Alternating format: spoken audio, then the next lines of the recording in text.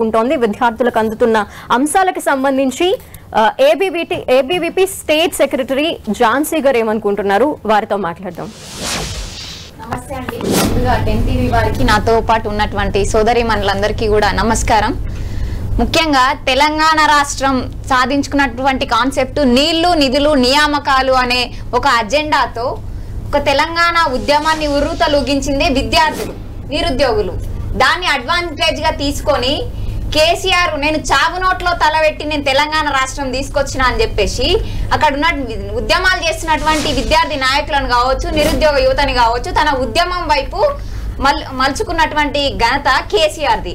అదే విధంగా చూసుకుంటే మేము తెలంగాణ ఇచ్చినామని గొప్పలు చెప్పుకుంటున్నటువంటి కాంగ్రెస్ వాళ్ళు ఉన్నారు. ఇదంతా మొత్తానికి కూడా ఏ కాంగ్రెస్ కావచ్చు, అటు కేసీఆర్ కావచ్చు, ఎవరింట్లో కూడా ఎవరు బలిదానాలు చేయలేదు. 1200 మంది విద్యార్థి నాయకులు, నిరుద్యోగ యువత ప్రాణత్యాగాలు చేసి కొట్లాడుకుంటే తెలంగాణ రాష్ట్రం వచ్చింది తప్ప ఎవరో ఇస్తేనో భిక్షం వేస్తేనో తెలంగాణ రాష్ట్రం రాలేదు. ముందుగా ఇదందరూ కూడా దృష్టిలో పెట్టుకోవాల్సినటువంటి విషయం.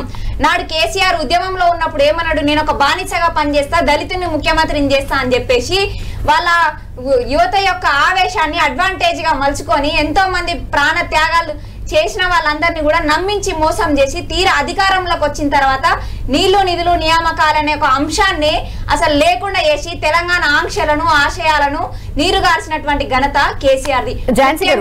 సో మీరన్నట్టు ఇప్పుడు నీళ్లు నిధులు నియామకాల్లో ఈ నియామకాలు స్టూడెంట్స్ కి అవసరమైనది. ఒక స్టూడెంట్ దశ నుండి క్రాస్ చేసిన తర్వాత ఈ ఉద్యోగం అనేది లేకపోతే ఇంకా అగమ్య గోచరం వాళ్ళ పరిస్థితి. మరి నియామకాలకు సంబంధించి మీరేమంటారు? అక్కడికే వస్తున్నానండి. ముఖ్యంగా విద్యా వ్యవస్థని పూర్తిగా నిర్వీర్యం చేసింది కేసీఆర్ గవర్నమెంట్ లో. అదేవిధంగా అప్పుడు ఎలక్షన్స్ కి అధికారంలోకి రాకముందు నేను ఇంటికి ఒక ఉద్యోగం ఇస్తాన్నారు, KG to PG ఉచిత నిర్బంధ విద్య అని చెప్పారు. హామీలు అయితే అట్టహాసంగా హామీలు ఇచ్చిరు కానీ అమలు విషయానికి వస్తే సున్నా. ఎంతో మంది తెలంగాణ అంటే ఝాన్సీ గారు కేసీఆర్ ప్రభుత్వం మీరు చెప్పినట్టు చాలా తప్పులు చేసింది అని అనుకుందాం. తప్పులు చేసింది కాబట్టి వాళ్ళని దించేశారు, కాంగ్రెస్ ని ఇచ్చారు. కాంగ్రెస్ అధికారంలో ఉంది. ఏడాది నుంచి కాంగ్రెస్ పాలన పట్ల మీరు ఎలా చూస్తారు? అంటే నియామకాలు 55,000 ఉద్యోగాలు ఇచ్చామని చెప్తున్నారు, దాన్ని అంగీకరిస్తారా? మహిళలకు ఉచిత బస్ అని చెప్తున్నారు. 55,000 ఉద్యోగాలు అది మళ్ళీ మీరు మాట్లాడదాం, ముందు విద్యార్థి నాయకులతో మాట్లాడదాం. 55,000 ఉద్యోగాలు మేమే ఇచ్చామంటున్నారు, అట్లా 30,000 మా నోటిఫికేషన్ అని బీఆర్ఎస్ క్లెయిమ్ చేస్తుంది, అది వేరే విషయం. అంటే మహిళలకు కానీ విద్యార్థులకు, ముఖ్యంగా విద్యార్థినులకు మీకు స్కూటీలు, ఎలక్ట్రిక్ స్కూటీలు ఇస్తామన్నారు, ఇవ్వలేదు. ఇలాంటి ఒపీనియన్స్ ఉన్నాయి. అంటే కేసీఆర్ పాలనకి రేవంత్ పాలనకి, ఏడాది రేవంత్ పాలనకి కంపారిజన్లో మహిళలకు కానీ విద్యార్థులకు కానీ నిరుద్యోగులకు కానీ ఏది బెటర్గా మీకు కనిపిస్తుంది? ఇక్కడ మారింది ప్రభుత్వాలు మాత్రమే తప్ప సమస్యలు తీరలేదు. విద్యార్థుల బతుకులు కానీ నిరుద్యోగుల బతుకులు కానీ మారిందైతే లేదు.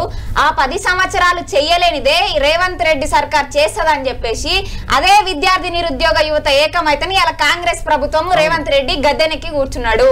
కానీ ఈ సంవత్సర కాలంలో కూడా అంతకుముందు ఎలక్షన్స్ కి ముందు ప్రచారాల్లో మాత్రం అట్టహాసంగా వీళ్ళు కూడా హామీలు ఇచ్చి ఇప్పుడేమంటున్నారు, మేము వచ్చి సంవత్సరమే అవుతుంది కదా, 10 ఏళ్లలో చేయలేదు మేము చేస్తామా అంటే 10 ఏళ్లలో చేయలేదు మేము చేసి చూపిస్తామనే కదా మీరు అధికారంలోకి వచ్చింది.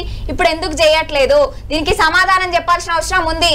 అదే ఆర్టీసీ క్రాస్ రోడ్ లో, దిల్సుఖ్ నగర్ లాంటి సెంటర్లలో ఇప్పటికీ కాంగ్రెస్ ప్రభుత్వం అధికారంలోకి వచ్చి సంవత్సరం గడుస్తున్నా కూడా మళ్ళీ అదే ఉద్యమాలు చేస్తున్నారు కదా.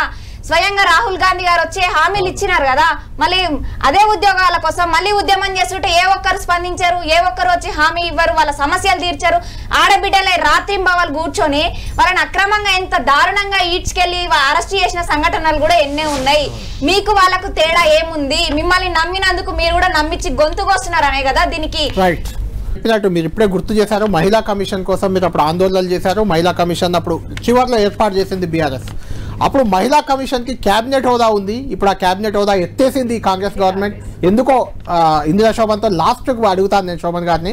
మీరు చెప్పండి ఝాన్సీ గారు, ఇప్పుడున్న ప్రభుత్వం గతంలో కంటే కొంత బెటర్ ఉందా, ఇంకా అంతకంటే అధ్వానంగా ఉందా? కంక్లూడ్ చేయండి ఫైనల్ గా మీ ఒపీనియన్. ప్రత్యేకించి విద్యాశాఖ గురించే మాట్లాడదలుచుకున్నాను. గత 10 సంవత్సరాలు దగాబడింది విద్యాశాఖ అని చెప్పేసి విద్యార్థులంతా మళ్ళీ నూతన ప్రభుత్వంలో రేవంత్ రెడ్డిని ఏరుకోరి తెచ్చుకున్నారు.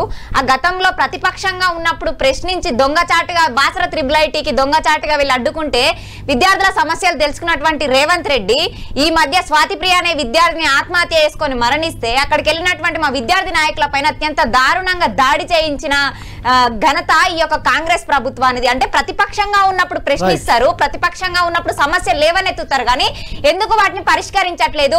ఇప్పటి వరకు విద్యాశాఖ మంత్రిని ఎందుకు నియమించలేదు? ఏమనంటే స్వయంగా సీఎం గారే పర్యవేక్షిస్తున్నారు. ఒక్క నిమిషం అండి అంటారు. కేసీఆర్ ఏమో కాకతీయ కేంబ్రిడ్జ్ చేస్తా, ఉస్మానియా ఆక్స్ఫర్డ్ చేస్తా అన్నాడు. ఈయనేమో స్కిల్ యూనివర్సిటీ అని, ఇంటిగ్రేటెడ్ స్కూల్స్ అని ఉన్న విద్యా వ్యవస్థని బాగుపరచడం చేత గాని మీరు ఇంకా కొత్త వాటికి ఎందుకు తెరలేపుతున్నారు?